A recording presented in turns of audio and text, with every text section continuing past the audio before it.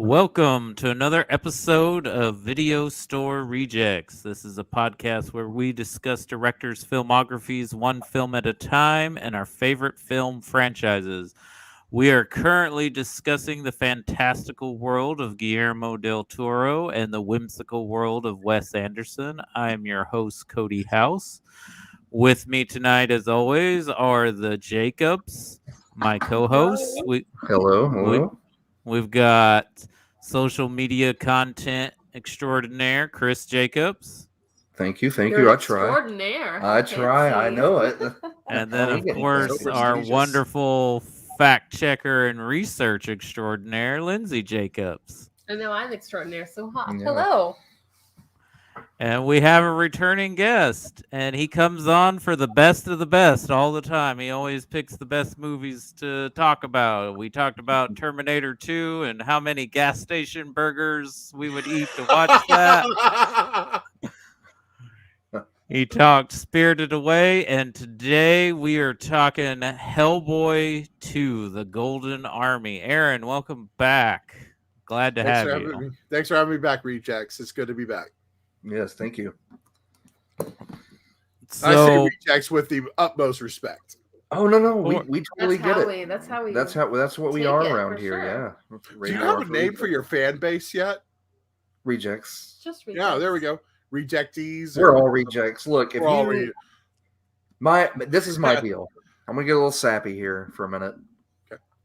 If you yearn for those days of going into a video store, right, and walking in and smelling the popcorn and the plastic from the video cassettes and going up and down the aisles searching for your favorite movie, then you're a reject. Here's the deal. You're I reject. didn't realize that going into Blockbuster was a spiritual experience until Blockbuster was gone. As soon as Blockbuster Nobody disappeared, did. I'm like, what is this hole that's in my Nobody- heart? Nobody did. What? We all took it for granted because that was the Yeah, norm. we really did. And then look what'll happen when the grid goes down and we can't stream anymore. It's going to be the same. Well, it'll be anarchy. So hoarding. Well, Hopefully our media DVD and will be- Blu-ray players will still work. right, Oh. yeah. Hopefully, we have the electricity for us that actually buy physical media. We can watch Right. the physical media. That'll become currency. Like that'll be our main trade. It'll be food, alcohol, and media. Oh man. Like physical Oh, entertainment. I'm gonna- like physical I will media. be worth money then if that happens. Like for some reason the internet goes down and never comes back. I'm like, I've got these Criterion Blu-rays. Diamonds and money will be worthless. It'll be like if you own Jerry Maguire, you'll be living the high life. Well, I got it on DVD.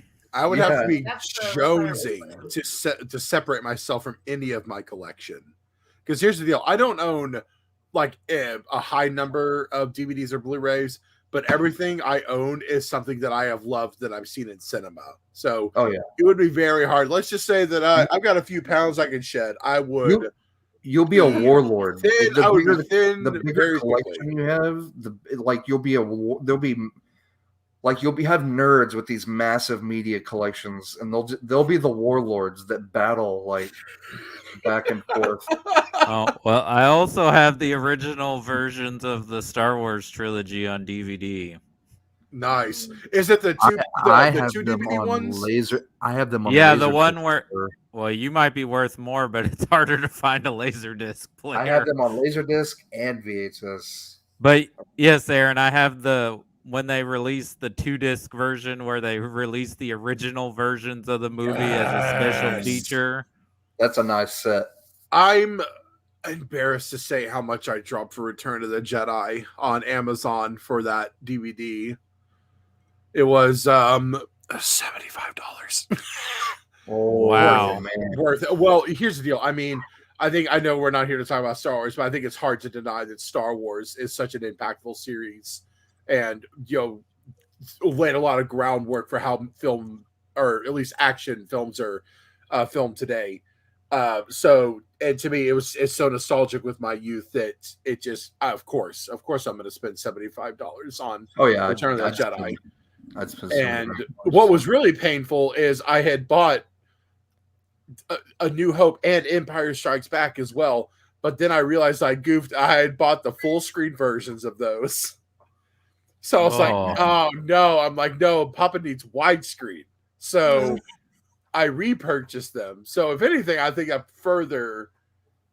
a double-edged sword. I think one, it shows how much of a goober I am, but two, also shows how committed I am to having just I the remember full Star Wars experience. I remember back in the day, my parents, like me begging my parents to get the Star Wars trilogy, and this is the one that was released like in the mid '90s. They had the three faces. You know, it had like Darth Vader, the Stormtrooper, the Storm Yoda, and Yoda.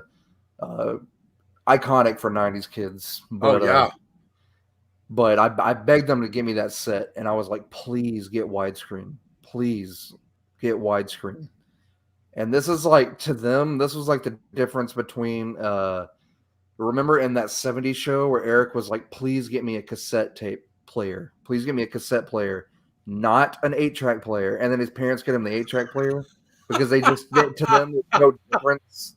Or my mom, like, okay, Mom, I'm going to go play Xbox. She's like, Chris, get off that Nintendo. You know, like, Mom, it's an Xbox. Like, now, every system to them is just a Nintendo.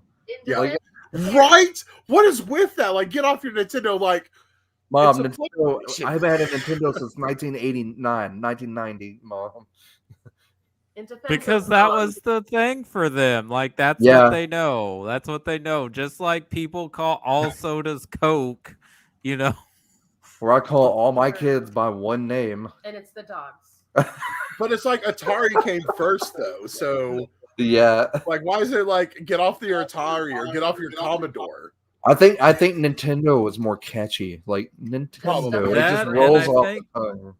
I think more people had Nintendos than they had Commodores or Atari. Hey, Nintendo is the first system that I remember both of my parents actually sitting in the floor with us and playing, and like, you know, my dad trying to work through a level of Mario, which was the coolest thing ever. But that's awesome. Oh, and he had to hold the controller like this. It just hurt your heart, didn't it? Like, because he could, his hands were too big to hold it like this.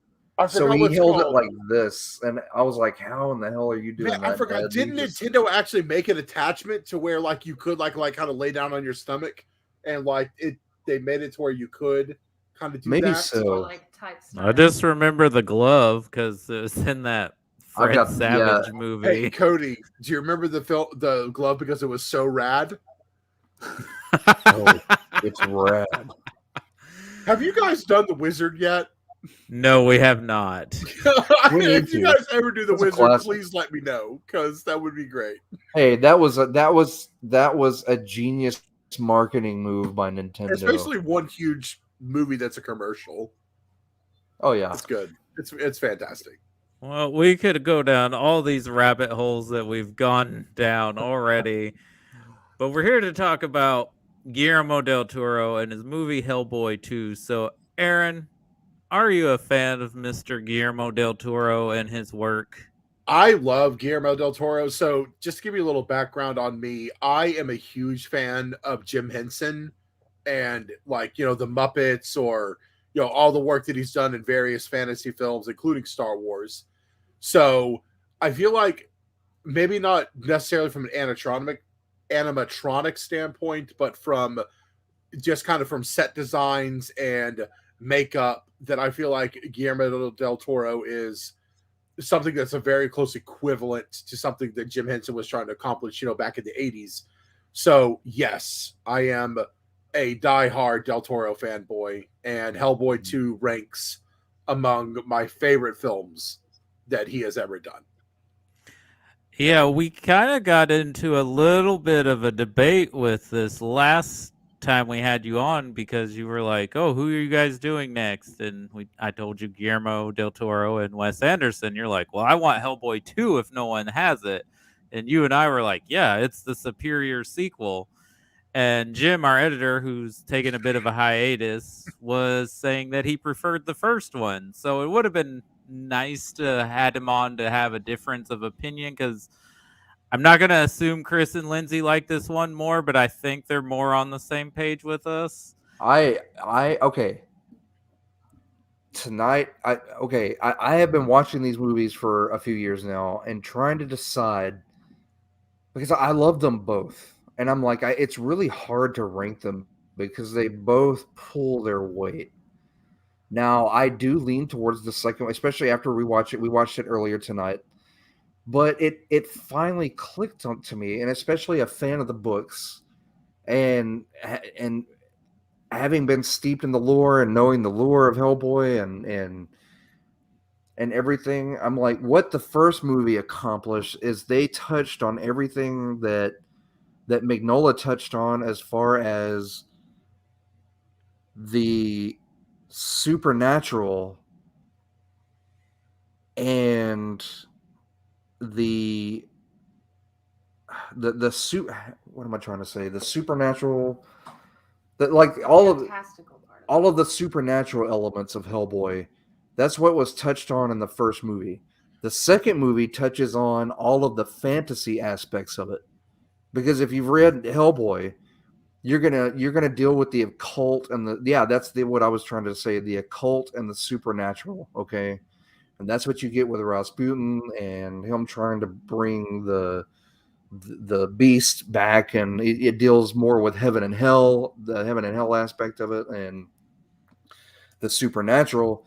And this one, what I love so much about this one is you get all of the fantasy creatures, the elves and the elves and the trolls and the fairies the and troll market. the troll Yeah, market. You get all I the didn't want to monsters. jump into that yet, but you mentioned you love Jim Henson. You're a big Jim Henson fan, Aaron. Me as well. I think he was the first creative person, celebrity like that I knew as a child. I was like, oh, Jim Henson. Like he Yeah. was the first. He was the first guy of that magnitude that I knew, that like before I knew who George Lucas or Steven Spielberg was, I knew who Jim Henson was. And Yeah. like even when I was a small child and he died, in like a lot of movies like Ninja Turtles 2 and some other things like dedicated like in memory of him, like I knew his death was like a big deal. So talking about that troll market scene, because that is all puppetry. That's all puppetry. That's not Yeah, CGI. I imagine a fair bit of it was puppetry, but I knew a lot of that also went to like, makeup, prosthetics, and all that. But yeah, there was some, things that were much smaller than like, a large, bipedal upright creature walking around that had to have been had to have been puppeteering work. But yeah, that's just breathtaking and amazing. And I can't believe Universal and everybody let Del Toro get away with that. But I mean, he's very much wanting to work as much practical effects as he can. Mm-hmm. And that's one of the things that I think makes this film superior is there's less CGI. So the movie doesn't look as dated as the original film does to me. Yeah, when you look at the two films side by side, you can definitely tell a difference of how one looks versus the other. Mm-hmm. And don't get me wrong, CGI has come a long way, and it looks really good now, especially if you like watch a lot of the modern Marvel films. I think Marvel kind of has they just have that formula down about how to make CGI look really good. But nothing beats practical effects in my mind. It's just something that's tangible that you could feel like you could just reach out and touch. Mm-hmm. I think there's no comparison. And kind of what I was comparing these two films to in our Hellboy episode was I compared them to Tim Burton's Batman films. Whereas the first film is a much more closer adaptation of the comic book and the character. And you can tell that even though the director's vision is there, you can tell that there was studio notes and studio interference and making sure that the movie checked certain boxes. And then with the sequels, like the director was left off the leash and got full creative control. I compare this to Spider-Man, the Tobey Maguire Spider-Mans. Like you've got the first Spider-Man, and it's really good. Okay, it's really good. It's got a good setup and introduces Spider-Man. It's a good beginning. But then when you get to the second movie, you know the characters, so it just dives right into a Right. really just badass story, and it focuses. You get more story. You get more. More bad guy and stuff like that. So that's kind of why I And compared what a this to story. was you get, with the first movie, you get the setup, you get the build up and everything, you get the introduction of the characters. And then in the second movie, he got to focus more on world building, and he did. He And went, getting those monsters crammed in yeah. there. Oh man, monsters, and to focus more of, like you said, the practical effects, and just wonderful all around. So why do you love this one specifically? If you like it more than the original, and why do you think it holds up amongst some of his best work? Are we starting with me? Yes, sir. Okay. So again, when you compare the first film to the second film, as you guys already stated, there's a lot of more CG work in the first Hellboy than there is in the second one. And while I feel like practical effects look better overall, I think one reason that I really like this story, it delves a lot more deeper into the characters' personal lives and kind of their feelings. You see Hellboy just be, tortured over his relationship with Elizabeth Sherman. And then you have Abe Sapien on the other side being infatuated with, I think it's Nuala, correct? Because her brother was Nuada. That's right, Nuala and Nuada. So you see that, and I feel like there's a lot more stakes involved in the second film. You really, you get to glimpse that, while Hellboy is normally this unstoppable force, you get to see that he is in fact mortal and very vulnerable, both emotionally and physically. And I think those things together, it just offers a much better glimpse into these characters and makes them more real and relatable than it does in the first film. One of the things I love about Hellboy, period, and this is true whether I'm watching the movies or reading the graphic novel, I just love his attitude towards everything. He's one of those guys that, any other person would be reeling from something that happened, but he'd be like, well, damn, that's inconvenient. So it's really funny to see him like not always take things super seriously because, he's confident in his own abilities. He knows he's strong. He knows he's tough. But, and I know we'll get into his conflict with Nuada later, but Nuada shows Hellboy that, well, yeah, you are strong, but you're not invincible. So yeah, all those things together, that's what I think makes Hellboy 2. I don't want to say a superior film to the first one because I love the first one. The first one is incredible, but I feel like I have more personal enjoyment watching the second one than I do the first one. Well, and they're just two standalone. Honestly, they're standalone enough that you could watch the second movie and not have seen the first one. Like they really don't, other than Professor, like some mention of Professor Broom, and then they talk about Myers getting shipped to Alaska, and that's it. Like that's all they. I wanted everybody's theory on that because supposedly I always thought that character was added because the studio demanded it because they wanted like a audience surrogate to kind of welcome us into the BRPD. But apparently the only reason the actor didn't come back is because he was busy with a stage production. But they mentioned he got restationed to Antarctica. And I don't know if you guys know, but Del Toro has spent a good amount of time of his career trying to adapt H.P. Lovecraft's At the Mountain of Madness, which almost happened with Tom Cruise and James Cameron producing. So just theory, do you think Agent Myers was doomed by Cthulhu on his Antarctica assignment? I mean, it's possible. The worlds are there. I mean, if you've read any of the later BPRD stuff with the end of the world stuff that was going on, then it's very possible. I think it stands to reason because the creature in the first film, the big tentacle monster they fought, I forgot the name of the creature. It's been a while since I've seen it, but that creature was very Cthulhu-esque. Even seeing it out in outer space, like frozen in the crystal, I was like, that is so Cthulhu. Like, it might have even been Cthulhu, or some sort of, a physical representation of him. So, yeah, I think that's an easy parallel to draw. That poor Agent Myers, might have just, maybe that Mountain of Madness is in fact in Antarctica, and poor Myers was at ground zero whenever all that started going on.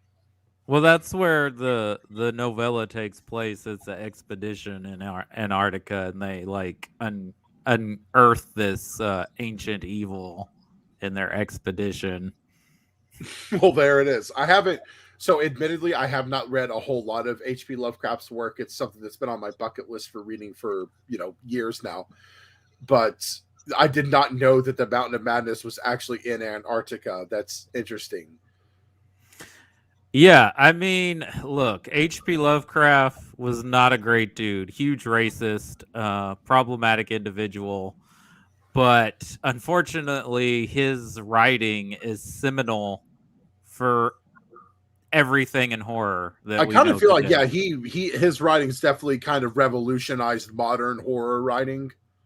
I mean, you read, from what little I have read of his, you can see how people like Wes Craven and others would draw inspiration from those writings and how their creatures work and interact with the world. So yeah. And Del Toro is a huge fan. So, yeah, there's constant references to Cthulhu-like creatures and Lovecraftian type of horror where it's cosmic and ancient evils and things from a different world, and there's no stopping them. I think one of the things that makes this movie stronger than the original is Prince Nuwata as the villain. He is much more drawn out. He's much more interesting than Rasputin. And you kind of get his point of view, and he is a nice really parallel to Hellboy as the protagonist, too. One of my favorite moments in the film is when Nuwata's confronting his father about the situation, and he's like, humans, they keep expanding, shopping malls, parking lots. They have a hole in their heart that can't be filled. They will never have enough. And it makes you think about humanity, how it stands today.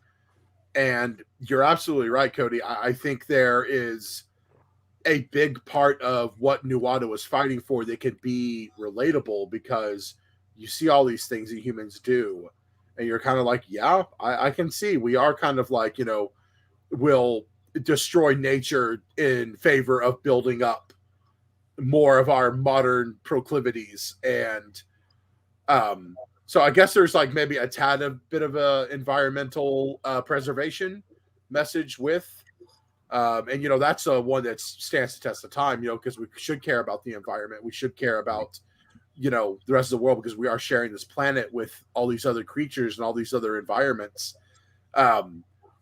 So yeah, I think that was a really interesting juxtaposition that Nuwata was presenting. Like, humans are the enemy. The more they expand, the more we shrink. I mean, look at them. They were basically holed up in just a small kind of kingdom, out of the limelight, basically on the brink of extinction. And Nuwata was trying to get him to see reason, and they wouldn't. So Nuwata took matters into his own hands. Yeah, and that reminds me, this movie is a little Miyazaki too, where you have like this ancient mythical old world battling, industrialization, modernization of the human world going on in this movie.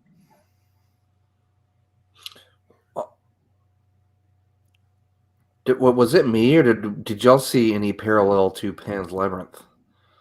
Well, exactly, because here's what happened. I think the original pitch for this movie was going to be Hellboy versus the Universal monsters, right? He was going to fight Dracula, Frankenstein, and the Wolfman. Oh my goodness. That would have Because been pretty interesting. I would have been there for it. because Yeah, Del Toro loves that stuff. Yeah. And then they were like, I don't know if we can get the rights to that, even though it ended up being produced by Universal. That's why it took 4 years to get the sequel. And him and Mingola were looking at certain stories to adapt. And then they decided, well, why don't we just write an original story? And Del Toro, of course, did Pan's Labyrinth. It was critically praised, won several Academy Awards. Very He's good film. knee deep in learning all this fairy tales and folklore.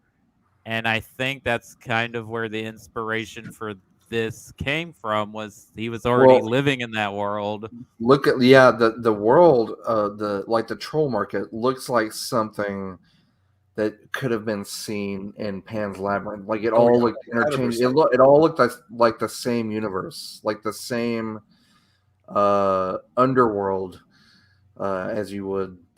And I don't know the name of the creature, but the one that was at the dining table when the little girl, man, what was that little girl's name?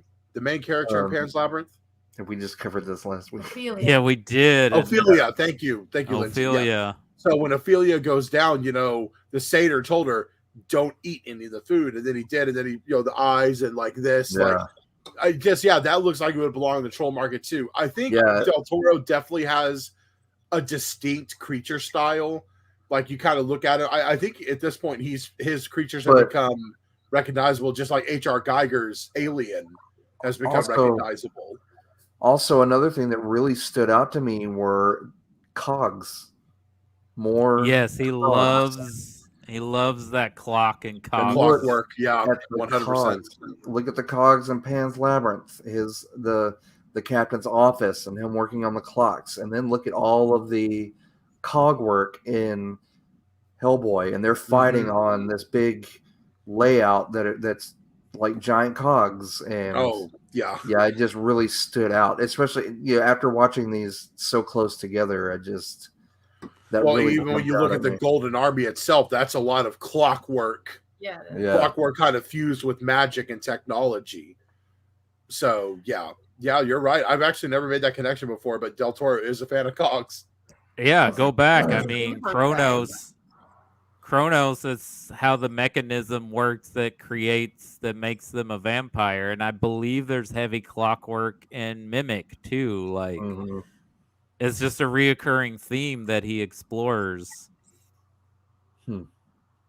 He likes the steampunk aesthetic. You can't resist the clicking and the whirring and all the different things. You don't know what they actually are, but they all fit together perfectly. And all that tasty steam. Mm-hmm. Yeah. It's hard. Yeah, I mean, really, honestly, you look at steampunk. It is a very catching. What would you call that motif? It's very catching visually. So look at it. It looks good. It's something between archaic but more advanced than what was at the time. Yeah, the aesthetics are strong. The aesthetics are strong with this one. Yes. I mean, just the design of Hellboy, and I don't know the comics, like if it's got any steampunk aesthetics in it, but for the film, like Hellboy's weapons and how he's dressed, and then that mechanism they wear to see the fairy world, like it's very steampunk. Like ecto goggles, but they're for Faye.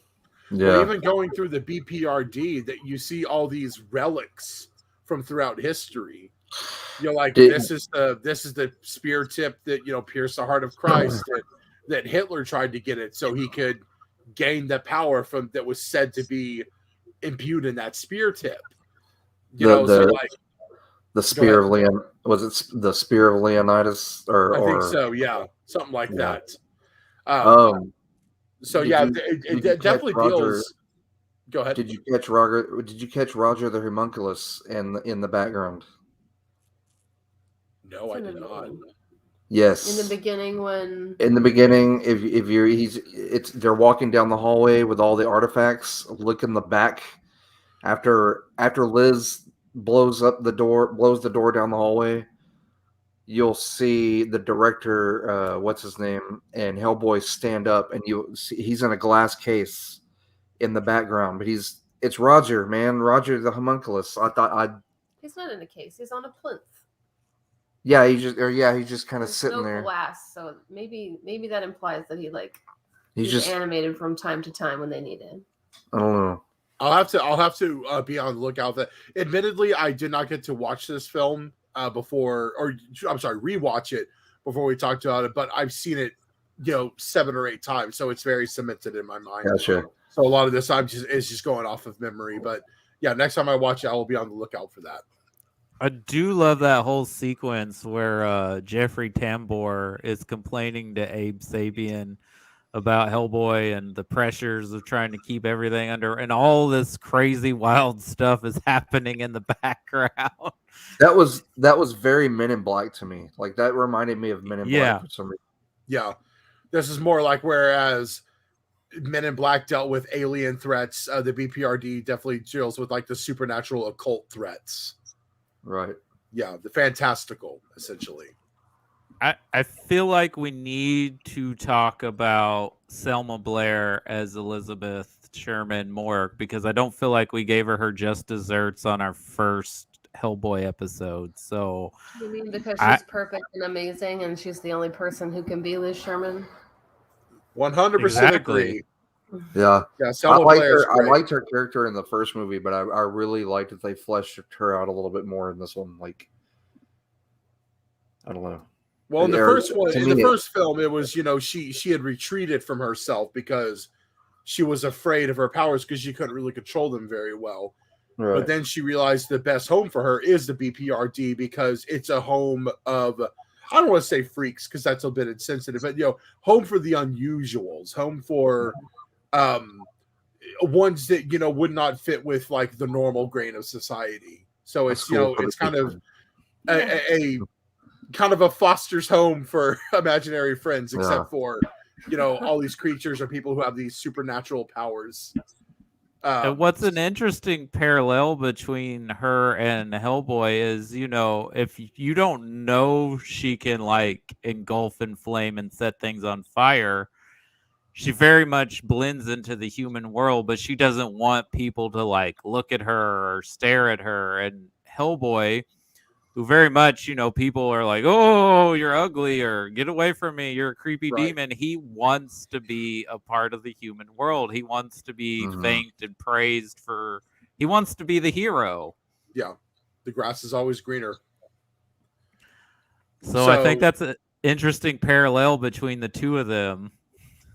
100%. Also, when she gets serious and she has to really let her fires loose, it's not going to hurt Hellboy because he is a demon essentially, and he's immune to fire.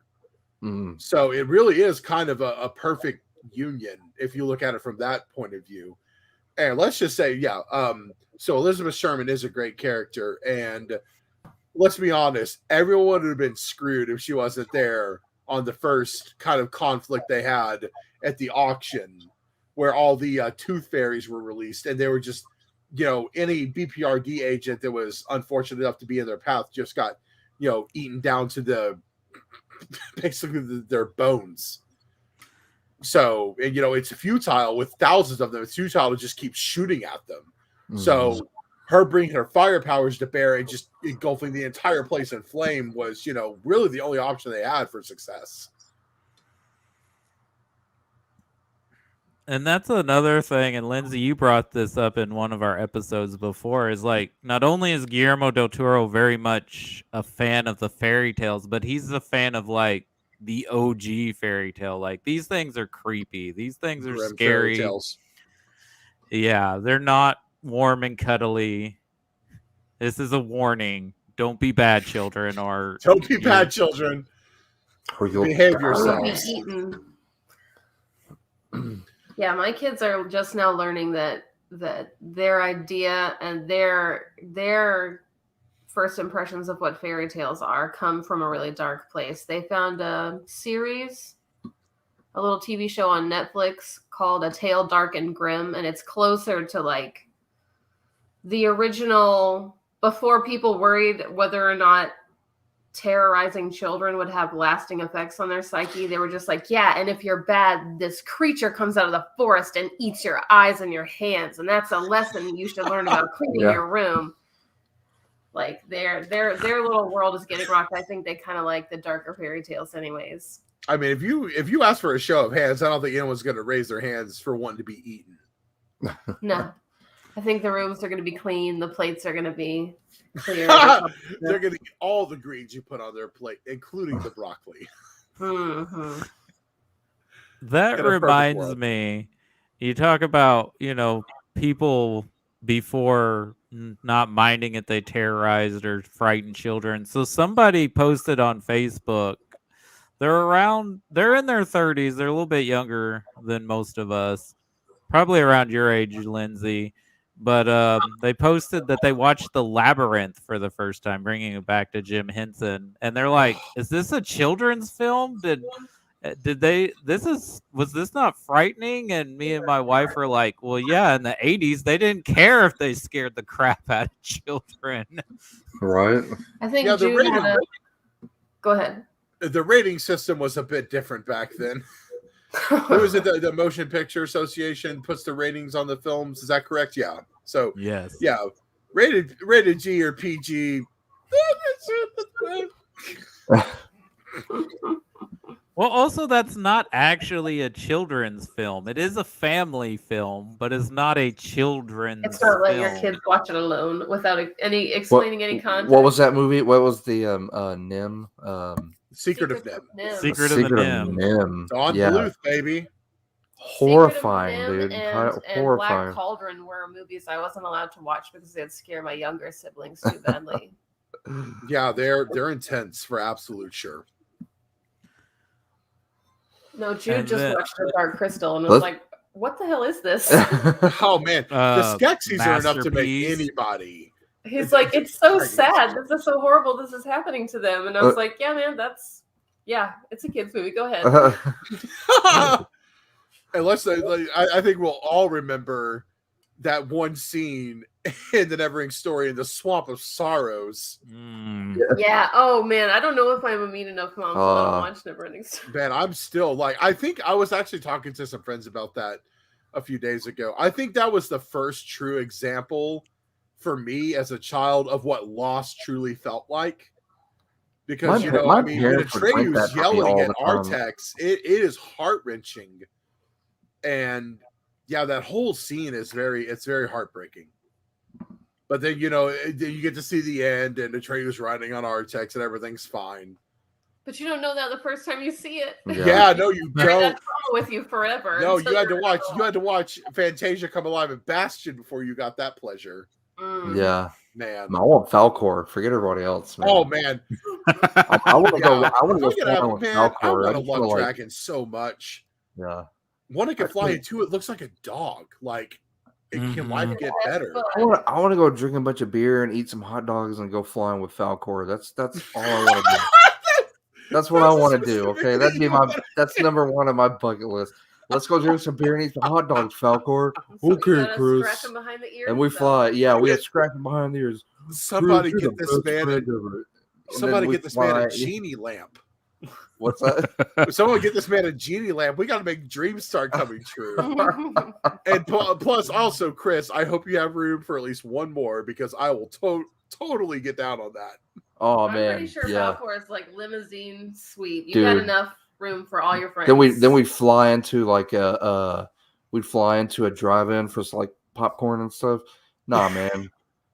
No, you ain't gonna charge us for a car. We flew in. Yeah, what are you gonna do? We're just there floating. Just floating there. Anyway, enough of my dreams. Let's continue. Let's talk about Johan.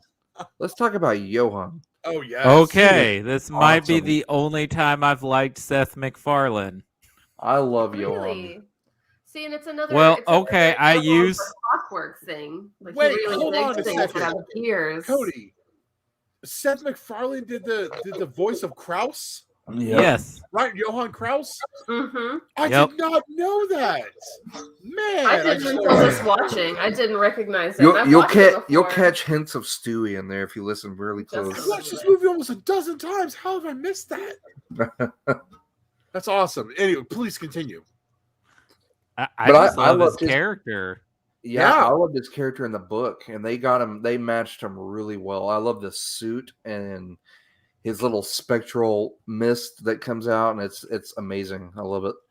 Well, I think Krause's character in this was important because, again, Hellboy has this preposition or this disposition where he thinks he's invincible, like nothing can hurt him. And in fairness, so far, there hasn't been a whole lot of contrary evidence to the contrary.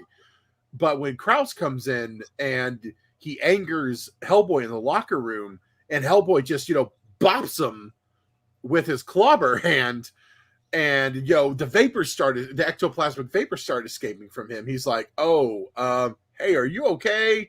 You're probably fine. And then he just gets inside the lockers and starts, opening the doors and just beating the crap out of Hellboy. It's a funny scene, but also it's like, hey, look, this guy just kind of kicked your ass with locker doors and small locker doors at that. He proved his point of what? Yeah. That it was, What I was think it was wrong like with Hellboy? he was angry or too angry or something like that. Yeah. That he couldn't, control your anger and you'll be able to control the situation better. I think that was the moral of the story. And then he just kind of waltzed off in his vapor form, like singing a German, drinking song.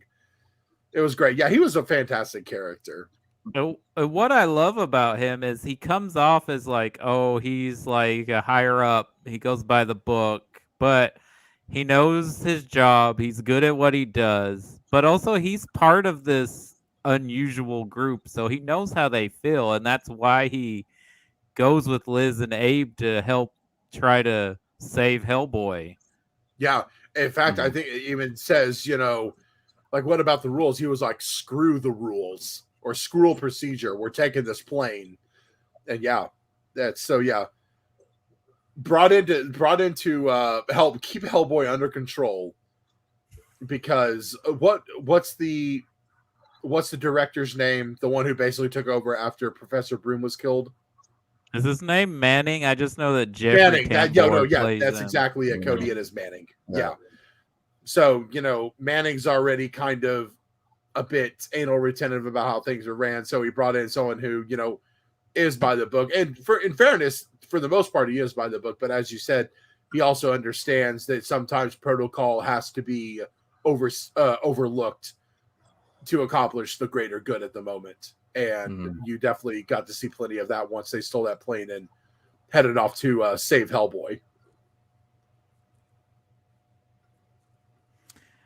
So I think another thing that makes this movie stronger than the first one is we get Doug Jones not only physically acting, but vocally acting finally. Acting, yes.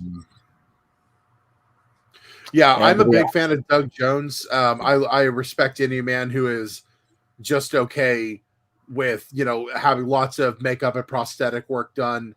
And really, honestly, he's just got a huge repertoire of different people he's played, from the satyr in Pan's Labyrinth to, of course, Abraham Sapien in the Hellboy universe, and also playing, I forgot his character's name, but in the new Star Trek Discovery, he even plays an alien in that, and Saru. Of course, he's prosthetic up.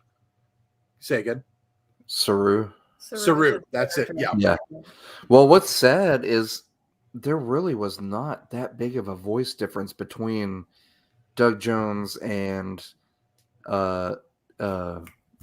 David Hyde Pierce, Thank who you. did not take That's it, it, who did not take any credit for being in the movie and did not do any press because he wanted to respect Doug Jones's ability as the character. He's like, all I did was record some voice work because the studio wanted a bigger name actor. Yeah, and that was good on him for that, Yeah, I mean, that's cool that he did that, but it was kind of a waste because, again, the voice difference was not there wasn't that big of a voice difference, so Doug Jones could have done it Doug Jones in has the a first calming movie, quality about his voice. and it would have sounded just the same. It would have sounded similar. So You just are losing, even though I don't think David Hyde Pierce is British, he kind of comes off sounding like a British guy. Right. Mhm. So you're losing a little bit of that aristocratic accent that he has. Yeah. But I like this matter of fact, a little bit like a Spock-like character, like with that kind of voice. Mhm. And I think Doug Jones is a good enough actor. He should be able to speak his roles as much as act them out. And I Right. feel like he's fleshed out more in this movie too, instead of just being the side character who is a fish man that can be. Oh yeah, you know, his role definitely felt a lot more relevant and needed in the second movie than it did in the first one. Because you're right. I mean, while he did help out to a degree, it did feel like he was more on the sidelines. Whereas now in this, he's been on the front lines with He's on, Hellboy like, and Elizabeth. Putting in the story, yeah. Yeah. And Abraham Sapien is honestly just a really fun character. He's not really a super strong combatant, but he has a plethora of other abilities that make him invaluable to the team. And just his personality, I feel like he's kind of the antithesis of Hellboy, whereas Hellboy is all, bravado and headstrong. Abe Sapien is a lot more collective and a lot more peaceful, and is able to think and assess the situation because he's very intelligent, obviously. He's not as hot-headed, I think. Right. He's literally Exactly. cold-blooded. He can kind of hey, everybody.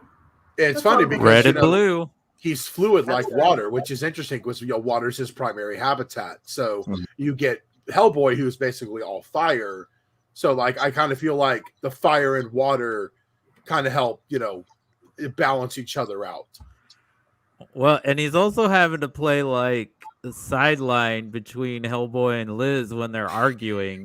Yes, the Yeah, middleman. he's definitely not a Mhm. consenting, neutral third party that gets involved in all of their spiffs between each other. Another one of my favorite scenes in Hellboy 2 is when Abraham accidentally puts a hand on Liz's stomach and tells her, reveals to her that she's pregnant. And then later she's confirming it. And, Abraham is checking on her through the door and she's got, the pregnancy test. And his hand's on the door and she's like, get your damn hand off the door. And he's like, flop. Don't read my emotions. Yeah, he's just what's going on here? Just place the hand. I wish I could do that. Just Mhm. what's this person feeling? Womp. Oh, that's what you're feeling. So yeah, just Abraham added, and despite all that, Abraham also added a lot of comedy, I think, to this one, because my absolute favorite scenes in these movies are when Abraham and Hellboy are wasted and they're talking about their love woes with each other. And they're Listening singing to- Barry Manilow together. Listening to Barry Manilow. Can't smile without you. Yep, I'm gonna need a beer too. And he's like, hey, you want a beer? And Abe Sapien's like, no, my body's a temple. He's like, well, right now it's a circus. Here, drink up. At least I think A it's nice product placement for Tecate. Yeah. Right? There you Yeah. go. I wonder if that was Del Toro just giving a little nod to his birth home's local, his country's beer. I'm sure it Probably was. so. That Yeah. makes sense. But I love when he tries to hide that he's listening to it. Like, oh no, I'm listening to this orchestra sympathy music. Yeah. You didn't hear what you just heard passing by. Stop being so nosy. I think would- they put down all the cats. I feel would like do we might all have- that. I would do all that and the dishes.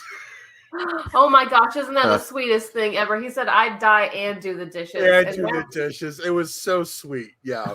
so wholesome. Yeah. Yeah. Because he's finally in love and it's with this elf princess. And he's like, yeah, she's worth dying for and I'll wash her dishes. Trial thing run that- for So Shape great. of Water. Was my that Doug goodness. Jones who did The Creature in the Shape of Water as well? Because I admittedly, and I'm kicking myself for this, I have not seen The Shape of Water yet. we want have to as soon as we haven't possible. either.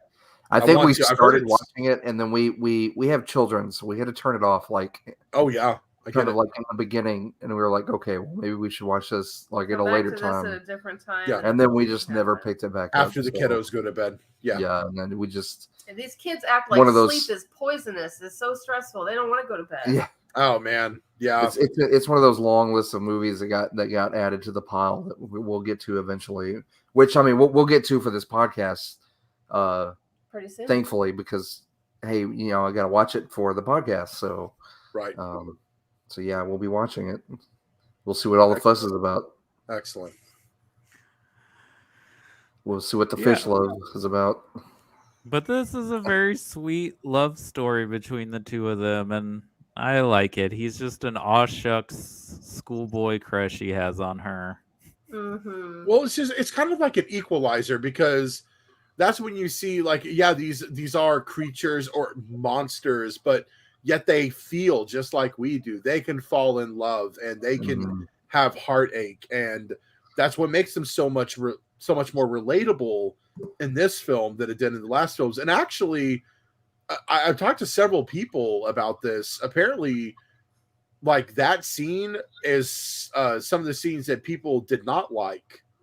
Was Really? Abraham? Yeah, and I thought that was so silly because Well, it Abe shows was just a how- man at one point, so he can, you know, he knows what love is. Maybe Right. he's never experienced it as Fish Abe, but yeah, as Abraham Sapien, but he was a man in comic lore at one point, and extremely old. He's been around for an extremely long time.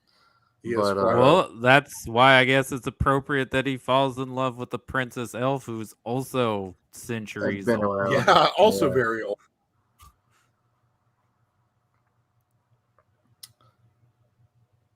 We also get some Anyway. amazing Doug Jones work as the Angel of Death, Oh which is kind man, of creepy. Halloween or Man. Christmas. I'm not picky. That the Angel of Death is what stood out and really reminded me of Pan's Labyrinth.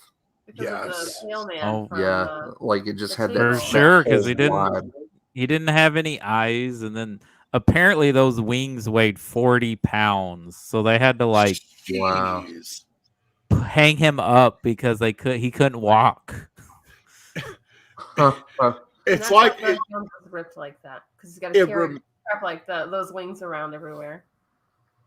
the angel of death reminded me so much of the mouth of Sauron from the extended Return of the Yes. King, because it's just those rows of like, you know, sharp kind of gnarly looking teeth with no eyes, and you know, and even though like it's supposed to be an angel, you would think that, you know, well, you know, angels are supposed to be good, so they Mhm. should be, you know, maybe a little bit more gentler to behold, but no, this was not, and it's just another prime Angels are example. terrifying. Yeah, canonically, angels are supposed to like strike. That's true. Yeah, when strike you dead Yeah. with fear, they're so awesome. Have you seen Have you seen an artist rendition of like what an angel looks like? It's horrifying. there's I one love- that's just like a bunch of eyes, and it like has wings Yeah. too. I Just was like, wings yeah, and no, eyes. the angels are pretty frightening for sure. Yeah. I want one But of you know, those I guess angels. I'm thinking of a more like coming from like more of a maybe a Catholic standpoint. You know how some of the cherubs are Mhm. you know represented.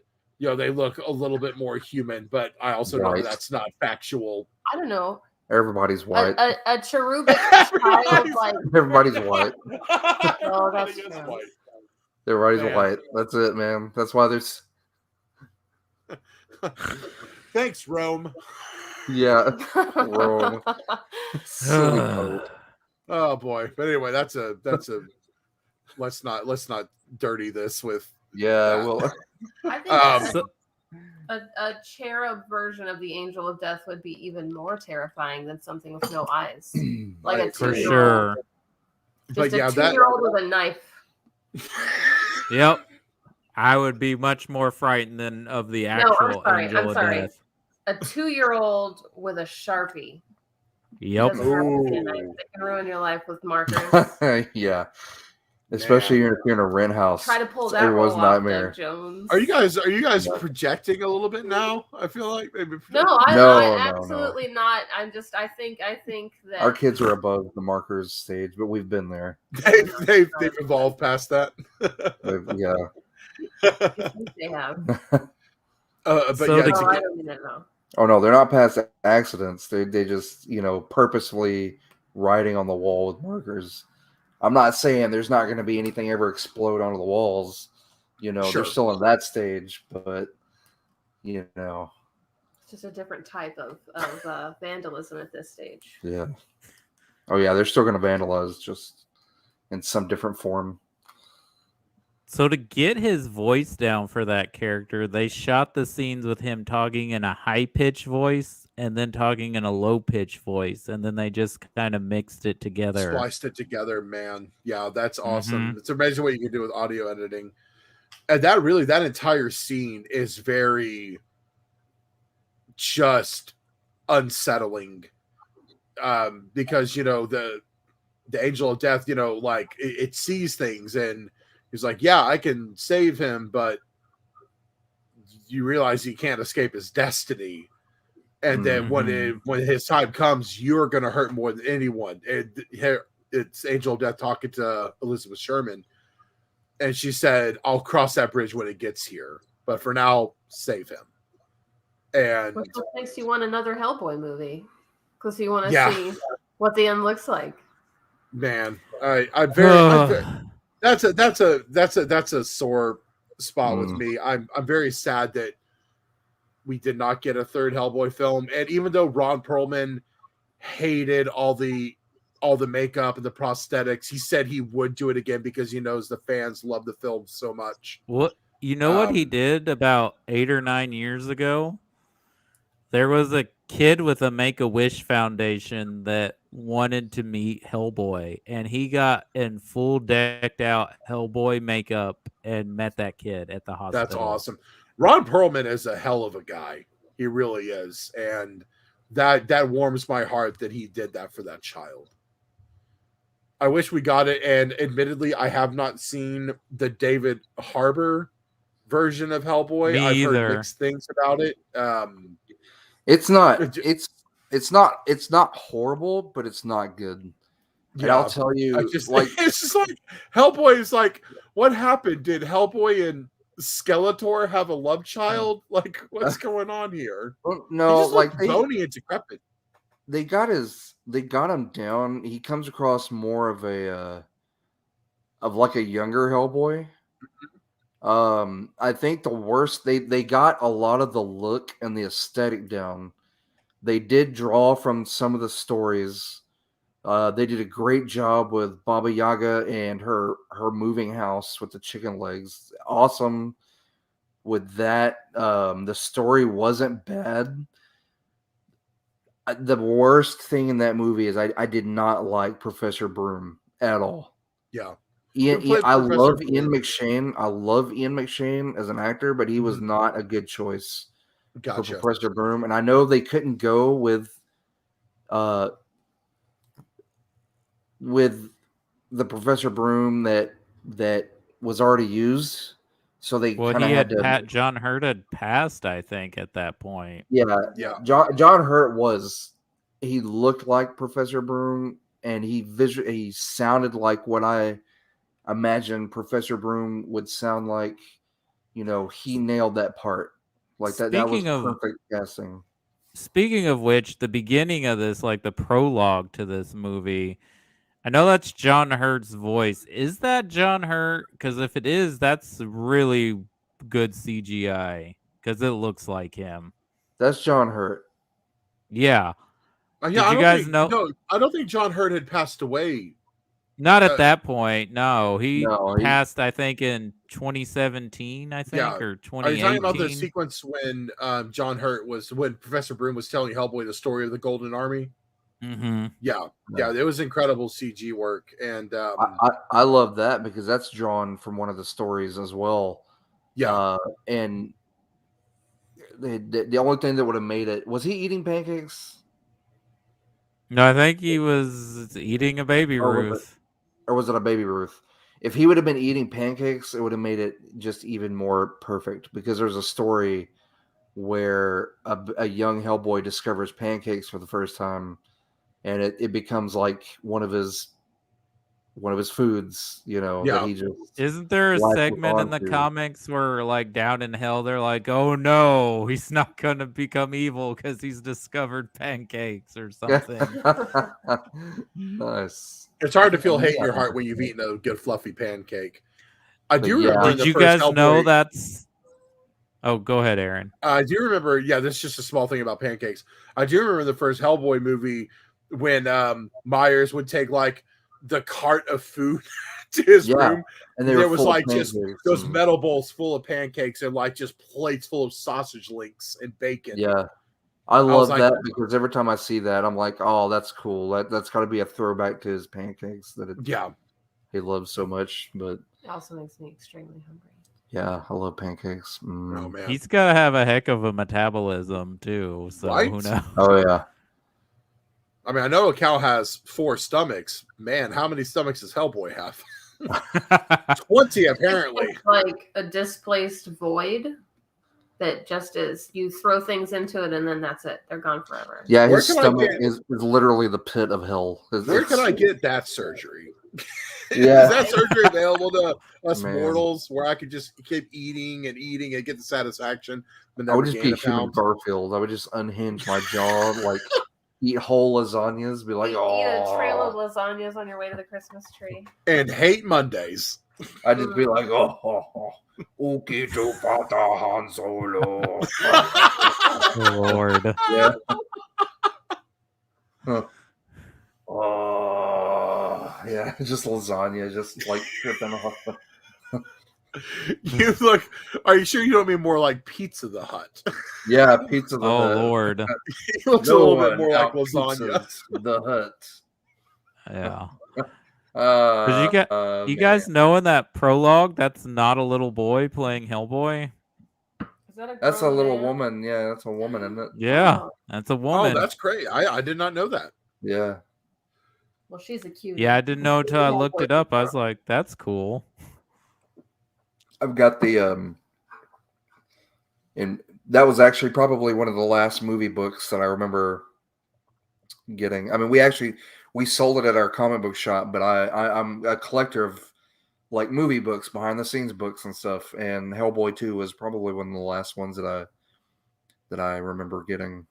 But that's where I found out that it was a woman that played young Hellboy. That's cool. It's pretty interesting. Yeah. So I wonder if you guys thought about this. I know, Chris, maybe you might have thought about it more because we've watched it more recently. But there's a lot of parallels between this movie and Blade 2, which Guillermo del Toro also directed. So Luke Goss, who plays Prince Nuada, is also the villain in Blade 2. It's a very similar thread and theme of what the villains are wanting and doing in these movies. They have a sister. They're at conflict with their father.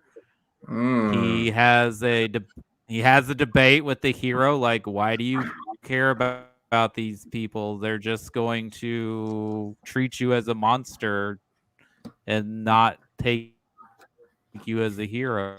So why are you in conflict with me? There's a lot of similarities here between the two basically, movies, even though they're completely different. So basically, they were like, Del Toro, we need a sequel to Hellboy. And he was like, all right, hold my beer. You guys remember Blade 2? Blade Buckle up. 2. All right. I'm gonna I just got done doing gonna- this. Let me just change some names. I'm going to borrow from my own work. Nobody will ever know. That's another man. I didn't know that either, Cody. That's another thing. And you here we told are me about. 15 years later. Did not know that. So that's real. I interesting. mean, that's the only similarities. They are completely different movies, and this is much more a Guillermo del Toro movie than Blade 2 is. Even though I Yeah, but when enjoy you Blade see- 2, but the way, so that in Blade 2, if I remember correctly, there was kind of like a strain going through the vampires that would make them, it was vampires that ate other vampires. And the way if I remember correctly, I think their jaw split and they they had long tongues, which really honestly, now I'm thinking about it, is very similar to how the vampires looked in The Strain, which is a series of books that Guillermo del Toro wrote with someone else. I can't remember who it was. But if you guys haven't watched that show, it's actually really good. It's on Hulu. I think you can watch it all on Hulu. I heard it was good. It is good. The effects in there are good. The prosthetic and makeup work is very good. Yeah, it's definitely worth watching. But yeah, notice if I remember Braid 2 correctly, and I haven't seen it in like 10 years, but I think it was very similar to how the vampires look in The Strain. So yeah, it was very Del Toro. I think his name is Chuck Hogan. I tried watching it, and I should give it another chance, but one thing that bothered me about that show, just as a bald man, is Corey Stoll, the actor, who's the lead in the show, like he works for the CDC or whatever. That's a bald man in real life, and that is a ridiculous wig on his head. Like, I may have not even noticed that. Which character was it? One more time, like the main character. I guess he's the main character. Like, I only watched the pilot. He's like the CDC guy that's in charge. That's the one. Man, I guess I never. Golly, did I not realize that was a wig? I must not, because it was basically him and Sean Astin. I think he worked for the CDC. It's the guy that played the bad guy in Ant-Man. Oh my gosh, I see it now. You are giving me all sorts of revelations tonight, Cody. Goodness gracious, man. Well, I guess as a bald guy, when I see like a bad wig or a bad hairpiece, I'm like, oh, like let him just be bald. It's not a terrible look. Yeah, it's okay. I couldn't pull it off, but you pull it off nicely. Well, yeah, you don't want to see me if I try to regrow my hair. Actually, I don't even think any hair on the top of my head will grow now. Wow, that was a very bright, shiny spot on top. Yeah, no, I think you and hair are done on top of your head. Yep, it's a horseshoe. Yeah, but like I said, it's all good. You pull it off nicely. So, is there anything else we want to talk about? Because I want to bring up, of course, we talked about it briefly. I do want to bring up why maybe there hasn't been a third one, but I want to see if there's anything else about the movie before we talk about like how the movie did or lack of how it did, and why maybe we didn't get a third one before we get there. Yes, there is something I want to showcase. The action scenes in this film were outstanding. I loved watching any single time Prince Nuada fought anything. I loved watching it because the choreography was fantastic. When he engaged all those people inside the Elven courts, it was just amazing to watch him just savagely kill so many things in the pursuit of his goals. And his initial fight with Hellboy, though it didn't last long, was good, but that final fight with Hellboy was incredible. And I think, really honestly, I think as far as combat goes, Nuada just stole the show. Like he's very fun to watch. That weapon he had was very unique because not only was it kind of like, just kind of like a short staff looking thing with like a blade on the end, but he could extend it into a spear. And it gave him so much versatility as a martial fighter. And yeah, just the entire sequences of combat with Nuada were fantastic.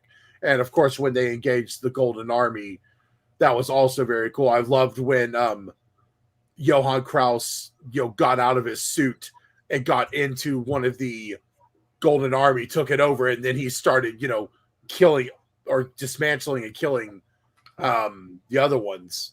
I guess killing's the wrong term, because as soon as the destroyed ones were put down, they came back together again. So Rock'em Sock'em Robots routine right up the right. Yeah. Mm-hmm. But yeah, the action scenes in there were incredible. And I guess the only other thing I want to touch on really is, and we already kind of touched on it, just how fun the troll market sequence was. You got to see, I mean, my gosh, how much production went into just those 5 minutes they were in the troll market. Because not only do you have like the unique characters that are all already, you have so many background characters that are walking around. It just begs the question, like, what's their role in society? Who are these people? What do they do? What's their significance in the current world? You see people like, you see vendors or street carts with food on them. And, you see all these people going about their lives in this market. And it's just, your imagination just runs, or at least mine did.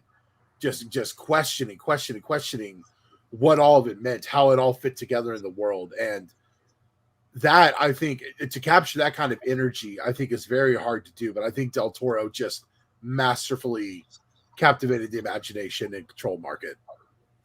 Absolutely. Again, that is one of the scenes I always point to when I want to say how well practical effects still work in cinema. Is like, just look at that sequence in that film and tell me. I mean, I'm sure CGI could do it almost as well, but the detail would not be there. I agree. And yeah, the fight choreographies, I mean, are amazing. And I think Luke Goss trained for months in martial arts. I think he already knew martial arts because he was also in Blade 2, but I think he trained extensively to get that fight choreography down. It shows, man. It was very well done. And it wasn't even sloppily edited together. You saw everything. And I love that because some fight choreography can be really bad because it's just a bunch of jumbled shaky cam that's kind of streamed together. My favorite part with Nuada fighting is when he was in between those two hulking warriors and he kept spinning back and forth between the two of them, blocking and parrying blows until, finally he I think stabbed one and beheaded the other. It's just this guy is just, they really did a good job showcasing just how dangerous Nuada really was to do battle with. And I don't know if you guys know who Michael Moorcock is. He's a fantasy writer, and he has a very famous elfish character in his fantasy series, and the character's called Elric. There's a lot of similarities between that character and Nuada, like the look and the backstory. And here's another interesting parallel I did not know. The actor who plays Nuada and Nuala's father was also on the Beauty and the Beast TV series with Ron Perlman. Oh, okay. Cool. Okay. He's a British actor. Huh. I guess we never should. Saw that.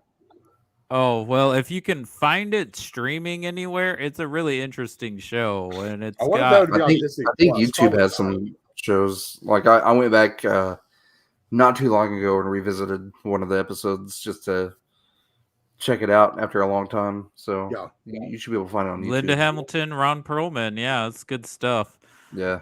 I guess we should talk about Nuala too before, so we're not sidetracking her either. We should talk a little bit. I mean, we brought her up with Abe, but I guess we should just talk about her as herself as a character, and the link her and Nuada have is really an interesting thing in the story.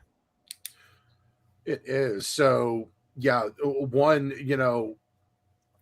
when one received a physical injury, the other one usually received a similar injury. So not only are they connected, by body, but I think there were also hints they were connected by mind as well. Because he knew where she was hiding. Yeah, he was able to infiltrate the BPRD headquarters and find her. I feel like she's definitely a character that's caught in the middle. She's trying to dissuade her brother from going forward with, these violent acts against humanity. And, especially since, Nuada killed his father and took his piece of the Golden Crown, the only other piece that was left was the one that Nuala had. And so he needed all Mhm. those so he could control the Golden Army to try to lay waste to humanity. And, I feel like she's definitely a tragic character, with what happens, because she's caught in all this, and then she discovers that she too has feelings for Abraham Sapien. And ultimately, because she recognizes that they're not going to be able to stop Nuada, she has to stop Nuada, and the method and the cost of which came with doing that was, of course, very heartbreaking to watch in the movie. Well, I mean, that's what he says when Hellboy defeats him in combat. He's like, "You're gonna have to kill me because I won't stop." Yeah, he knew. Yeah, And then he knows exactly when he infiltrates the BRPD where she's hiding the piece. Like he knows it's in a book. He's like, "Oh, your books." But yeah, I think it's a really solid performance, and I think she plays a little bit of an innocent, but also like carrying the shoulders of her kingdom and trying to keep her father's wishes in this truce intact, but also trying to like bring her brother back, even right. if it is a lost cause. Yeah, Nuada had a lot of time to let resentment grow because he was against the truce to begin with. As soon as they unleashed the Golden Army, humanity threw down their weapons and gave up. The king immediately felt regret for everything that he had done to get this army created, and then put them into hibernation, and then split the crown between him and his two children. I'm so sorry, I forgot where I was going with that point. But yeah, it was very. Yeah, it was very. He had a lot of time to let resentment grow in his heart because it was, centuries later at least, and just as angry as he was before, which is why he went on this crusade in the first place. I also love the Del Toro for that prologue where Broom is telling Hellboy the story of the Golden Army. That animation that we get for that segment of the movie, it's really well done. Yeah, It is good. I enjoyed that. I thought that was pretty cool. Very storybook. It was very exactly. storybook. Yeah, it felt like it leapt right off the pages of storybook, and that was incredible. Just a lot of good decisions all throughout that film of how to present the material to the audience.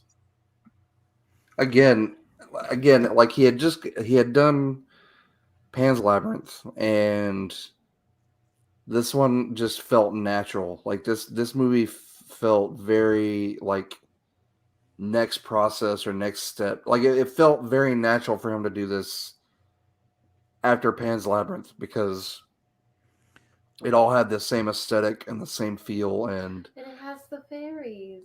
Yeah, it even has it even has the fairies. I mean, it's got so honestly, when you look at it, it's kind of hard to say if it wasn't for Pan's Labyrinth, we wouldn't have gotten Hellboy 2. Yeah.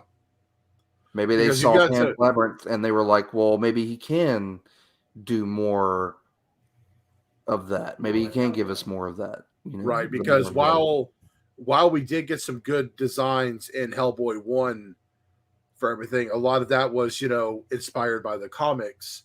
Whereas in Pan's Labyrinth, it was an original idea and IP by Guillermo del Toro. I feel like he really got to stretch his legs as far as like what his creature designs look like and how his worlds look.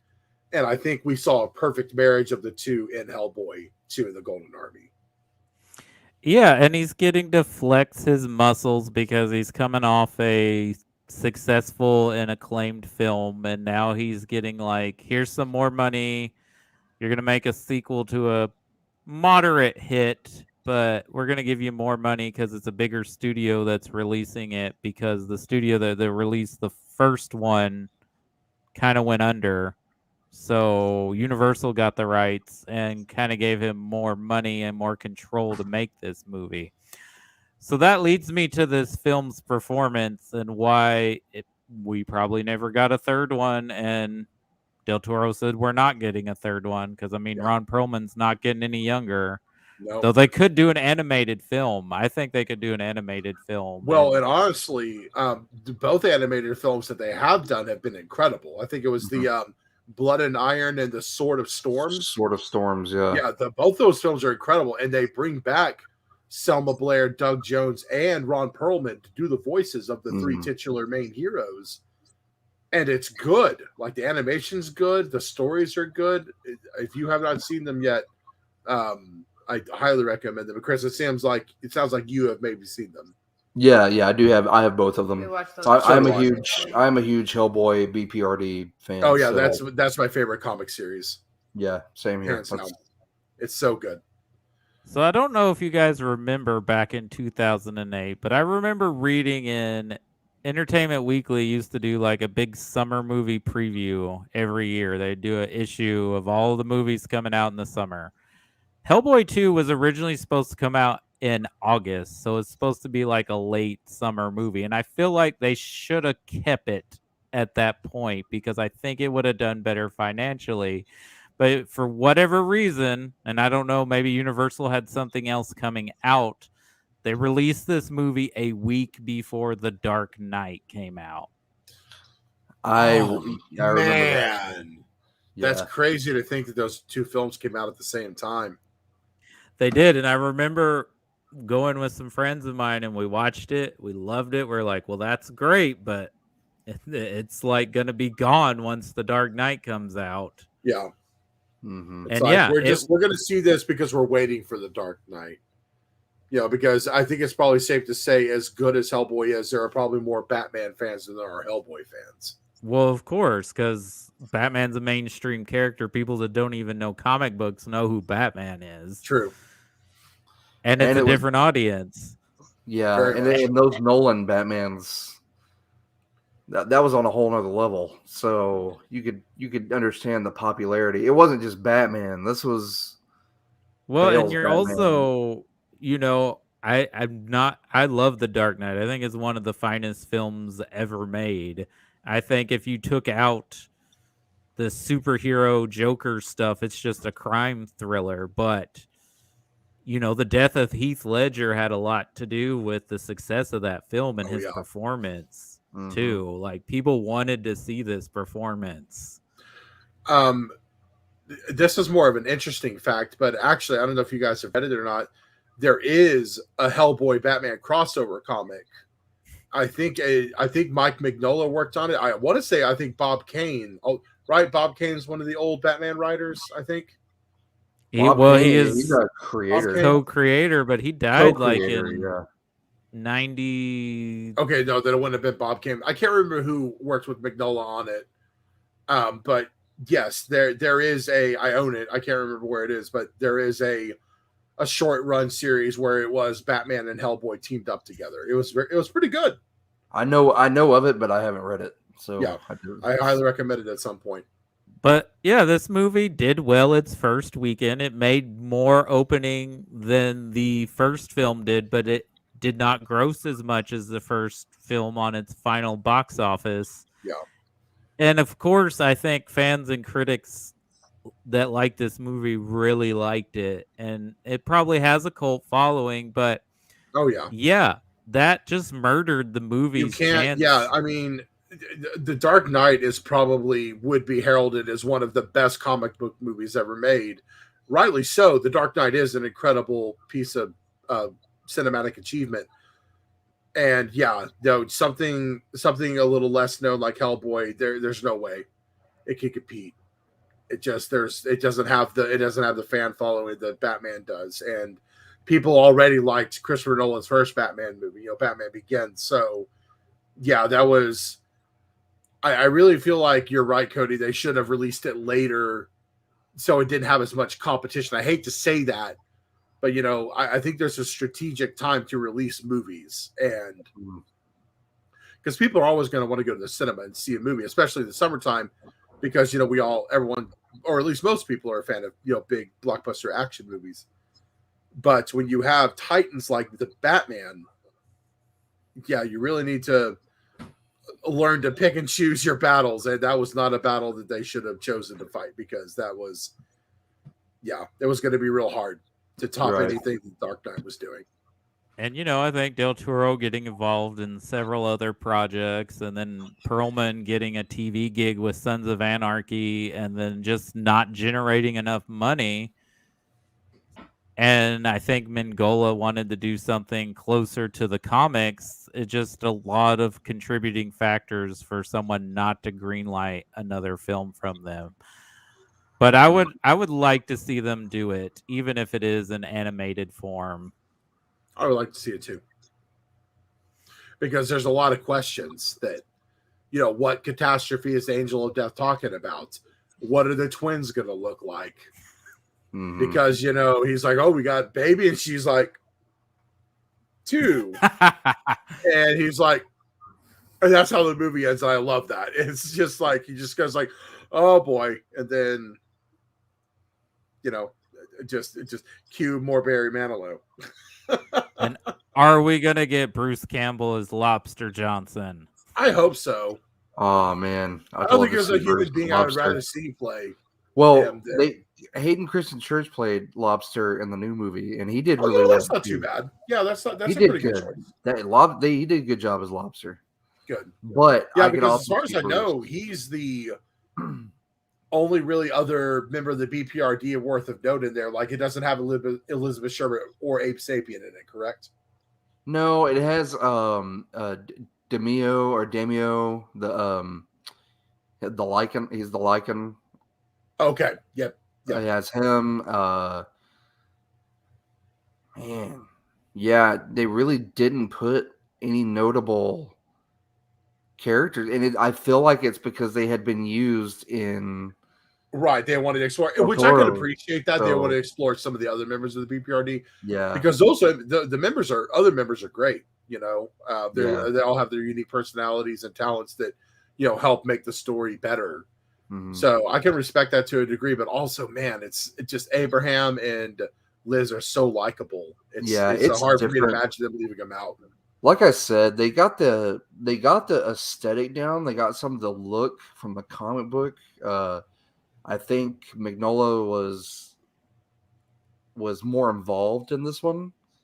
So they got a lot of the style and the art direction down, but man, they just missed it on overall story. Like it took some hits, and there was a lot of stuff behind scenes too that I heard between the studio and so it just studio interference. It seemed like it was doomed from So that's so unfortunate. The studios could be so meddlesome. I mean, I understand it's an investment on a studio's part, but still, sometimes you just got to sit back and let the creative talent do their thing.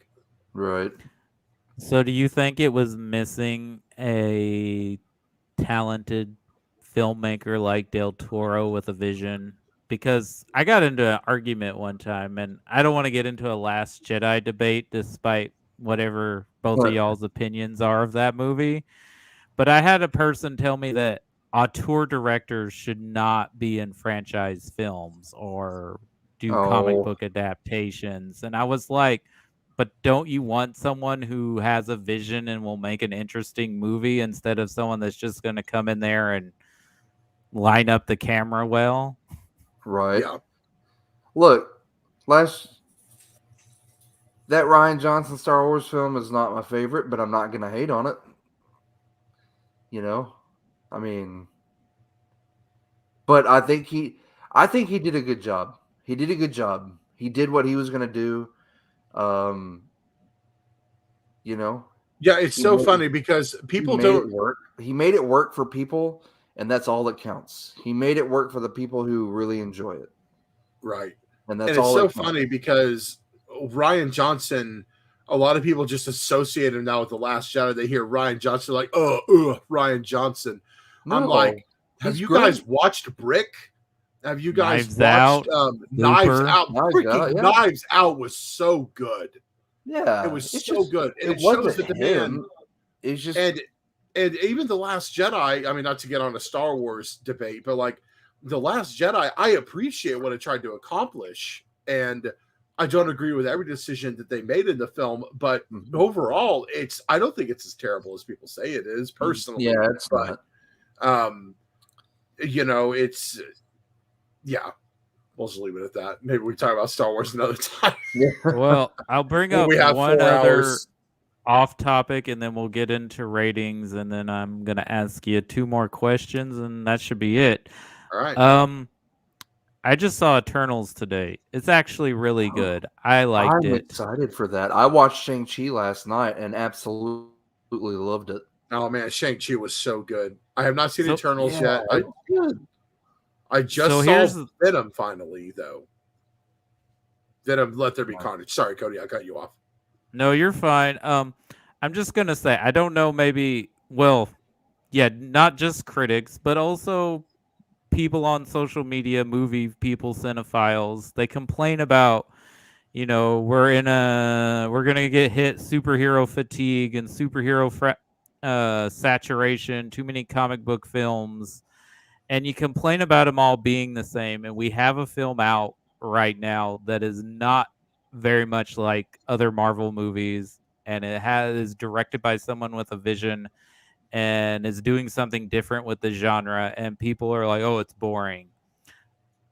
I mean, you want something interesting and different, you don't have to like the movie, but I mean, like, you're complaining about things being the same, and then when we get something like this, or Ang Lee's Hulk, or, I mean, count some other movies. I'm excited because I like the trippy stuff. I enjoyed Doctor Strange. Man, that movie was a trip. Yeah, and I enjoyed it because it's different from the other superheroes. They're different. I mean, yeah, it runs on the same formula and everything, and I mean they are kind of the same, but they're different stories and they're just fun. And man, as much as I enjoyed Shang-Chi, I am totally looking forward to the Eternals. Like, it looks different. It looks really interesting. It looks beautiful. It's So I'm excited. gorgeous. It's a gorgeous looking film, but I would much rather filmmakers swing for the fences and miss, because that is far more interesting than a director just playing it safe. It shows bravery.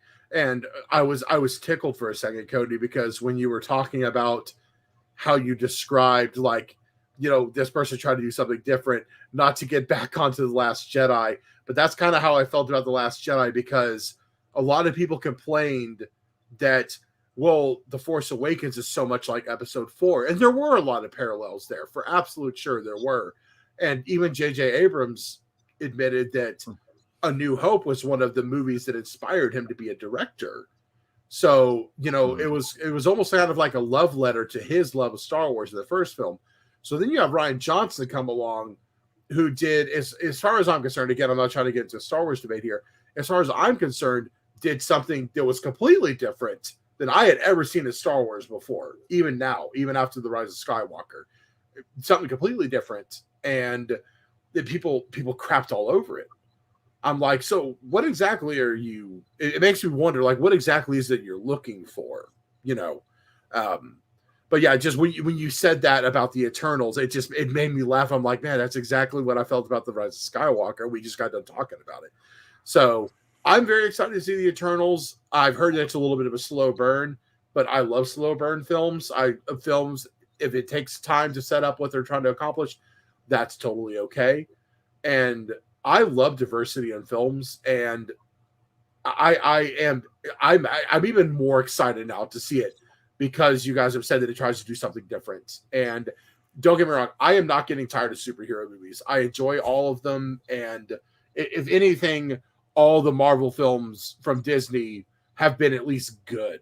Some of them are better than others, but all of them are at least enjoyable enough to where I don't feel bad for paying the ticket price to go and seeing it. Their movies, I've enjoyed every single one. They have done something that a lot of other companies are trying to do, and they're failing. And that they have been able to take these characters and adapt them to into an entertainment and keep them close enough to the comics to appease the fans and the casual fans. And they have been successful in doing that. And I don't know why. And I'm not hating on DC at all. I like DC movies, but their formula, they can't get their formula down. They can't. And Well, they've tried, and I they think just can't do it. I think the problem with DC and Warner Brothers right now is they're trying to catch up to where Marvel is. I mean, look, as soon as Captain America Civil War was coming out, they're like, okay, well, we're going to do Batman versus Superman Dawn of Justice. We're going to bring all these characters in that have had no, background. See, Marvel took the slow. You talking about a slow burn? Yeah. Look how long 10 years. ago They built their universe up for 10 years. Yeah, it's brought it to the point with Endgame. You know, I get into arguments online from DC fanboys that are like, "Oh, well, Marvel's just they're pandering and blah blah blah blah." And I'm like, "Whoa, buddy, we've sat here, we've followed them from day one, from Iron Man. Iron Man, We've been here the entire 10 years." Going through the not so great sequels to the great sequels to the good movies and the not so good movies, and we've sat here and we have sat through every end title, end credit scene. We've been faithful for those. We have seen all the online stuff. We have watched the TV shows. We are invested in this. Yeah, 100%. And that's something that DC cannot deliver. They have not, and they cannot deliver. So suck it. Yeah. Well, I don't want to start the Marvel DC debate or be accused of collecting a Marvel check because Marvel Disney. I could use that check because so far you've been all making. of us could, brother. All of us could use that fat Disney money.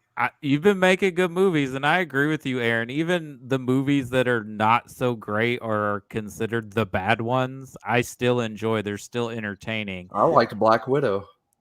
Yeah, I like Black Widow. I feel like maybe it should have been made like 5 years ago. I think it should have been a miniseries like some of these others. Yep. And I think the supporting cast overshines Scarlett Johansson in this movie. I think Florence Pugh, David Harbour, Rachel Weisz. David Harbour was great. David Harbour was so good. My favorite. Go ahead. Oh, Go ahead, Aaron. This is real quick, because I don't want to get into the weeds, but my favorite scene in that entire movie is when they're in the helicopter. It's like, okay, we need to fly here. And she's like, I don't know if we have enough fuel to make it. It's like, oh, we'll make it. And she's like, okay, next panel, just falls out of the sky. I'm so glad there was only a few people in the theater because I laughed about that for like 5 minutes. I could not stop. I tried. But that's an example of one because it has a so-so plot and kind of a meh villain, but the characters and the action keep you going for me. Yeah. I will say that DC's getting better because they're not trying to do too much of a connected universe too much anymore. They're just kind of taking it one film at a time. Because like James Gunn's Suicide Squad was amazing. It was so good. Oh, yeah. See, they can put movies out like that, and they're not their main lineup, it's not their main lineup, right? Of characters. It's kind of the side stories. They do them so well, and then they've got their main lineup that they're not doing so great with, and I just don't understand it. With their main lineup, they're doing better. The first Wonder Woman. I like the first Wonder Woman. I think the first Wonder Woman's strong movie. I think Aquaman's kind of fun. I really like Shazam, and I like Birds of Prey. Yeah. Birds of Prey was fun. And I watched the Snyder cut, of this, the Justice League, and honestly, it was a good movie. It was fun, but I didn't have the same feeling I had when I watched, Endgame, like the Avengers. Oh, sure. Oh, I didn't have that edge of my seat, ready to stand up and throw Cap's shield across the living room that I've got hanging on the wall. I didn't, awesome. I didn't have that feeling watching that, I was just like, oh, okay, that's cool. I mean, the Snyder cut, I enjoyed it for the most part. It did fix a few of the issues that I had seen with the Justice League, but it didn't fix all of them. But I will say this. I think the movie was worth the price of admission just to see the extra stuff they did with the Flash. Because Ezra Miller, one, I really like Ezra Miller as Barry Allen. I think he does a good job. But two, man, when he ran back in time, that was probably one of the most impressive scenes I've seen in any comic book movie ever. Like when I saw that I watched it on HBO Max. I think that was the only way it was available. I don't think they re-released it in theaters, or did they? They did not. They did Okay, not yeah, release a 4-hour and whatever. Right. Oh my God. That movie did not need to be 4 hours long. It was, Hey, you know it what? was 4 hours hours. long, yet it still took forever for anything to happen. Yo, 4 hours of Wonder Woman's theme will drive you mad. I'm God, sorry, but And I'm sorry, there's too much slow-mo. Steppenwolf is still boring, even though they flesh him out. And I didn't need an epilogue where Batman cusses out the Joker. yeah, or that was woman like breaking out into song, like fawning over Aquaman. I will That say was it is really a awkward scene. substantially better movie than the theatrical cut that Warner Brothers butchered.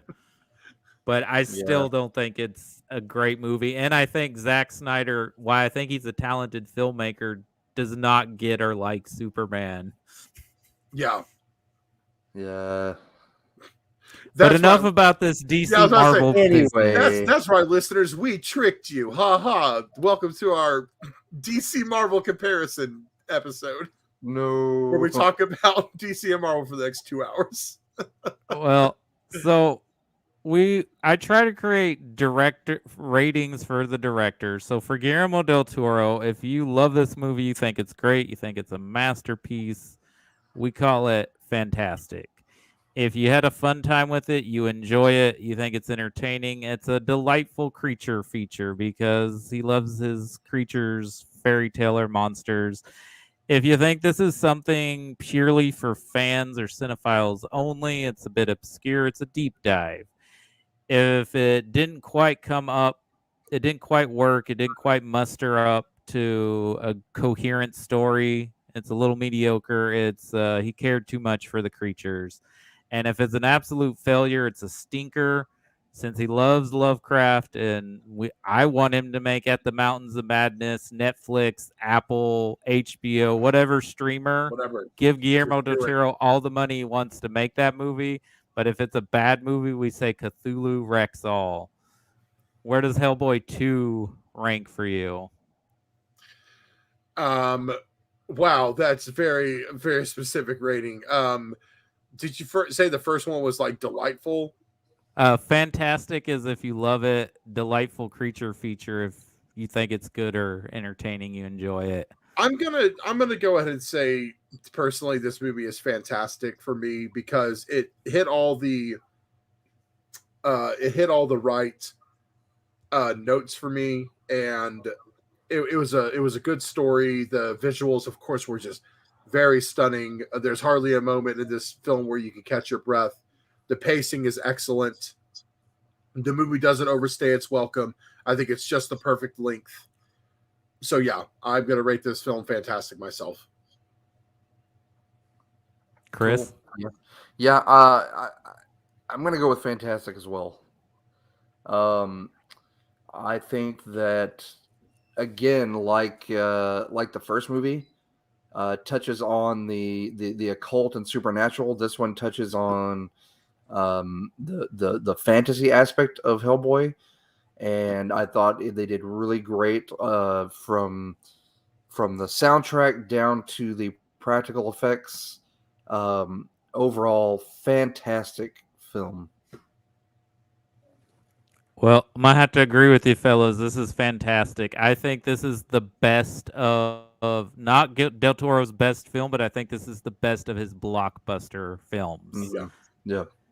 And I think the reason why I prefer this over the original, while the original is an entertaining and well-made movie, you can tell that it has those early stages of a first film in a franchise, and also you can tell the studio is interfering a little bit. And here we have unadulterated, pure Guillermo del Toro bringing us his version of a Hellboy story. and his vision is at large here. And it's a shame that this movie did not have the audience it deserved, because I want him to put his two bros, Perlman and Doug Jones, and all the makeup he can and make as many of these movies Yes. that he 100%. wants. Yeah. So, I'm down with Aaron, interesting enough, these are the first two directors we've covered that actually have new films coming out or have been released. Mhm. And Del Toro has two movies coming out. He has a noir film that takes place around a carnival show called Nightmare Alley. Yes, Have you I'm seen the very trailers? excited for Nightmare Alley. Very excited. Yes. Cannot wait. I think it comes out in Yeah. December, correct? Yes, it comes out in Yeah. December. It's got an incredible cast.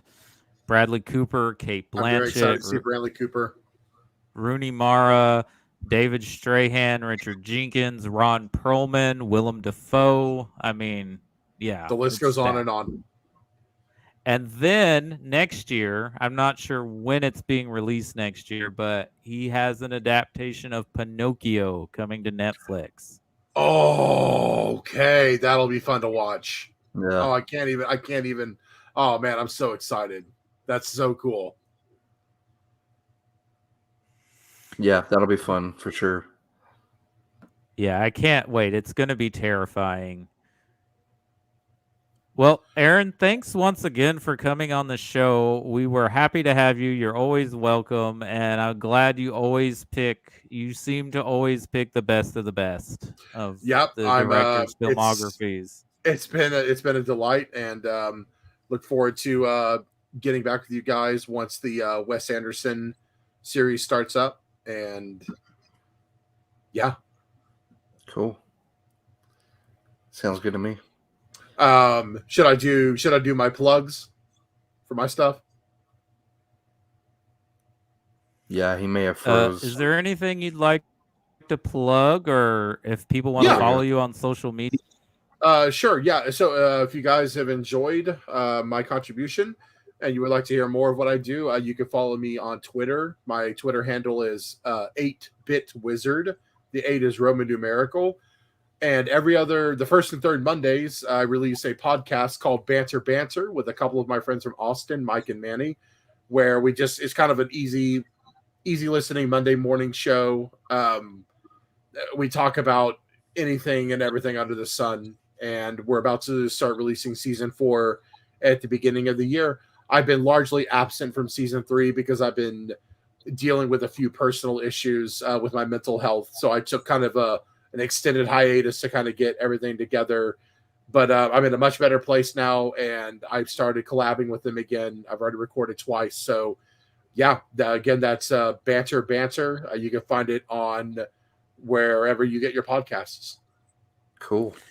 Nice. And yes, Aaron's going to be back with us in about 3 weeks to talk about the Grand Budapest Hotel, which Yes. many Right. people say is Wes Anderson's masterpiece, or It's at least so his, good. And that's really his, hard, man. And I know we're going to talk a lot about this when we talk.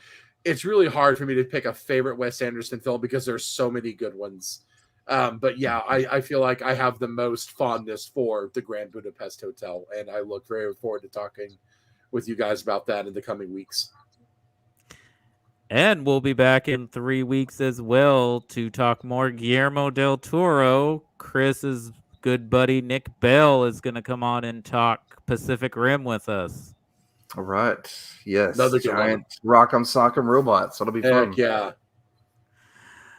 So you can, if you watched us on YouTube, we had 2 viewers briefly watching the live stream.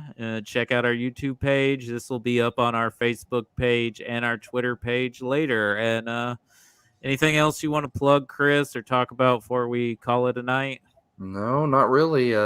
If you're checking us out, then you're already aware of Video Store Rejects, and yeah, we don't really have any merch yet. Unless you people want T-shirts, then hit me up. We'll do some Hey, T-shirts is a good start. Yeah, we'll do some T-shirts. Come on, RSV or VA. It's late, guys. Oh Well, my good goodness. night. It is. Yeah. Aaron, thanks again for coming on the show. Look forward Thank you to as always for having me. Yes, talking thank to you again about Grand Budapest. And you're always welcome. You guys have a good Thank you. night. Yes. Everybody have a great Good weekend. night, guys. You too, guys.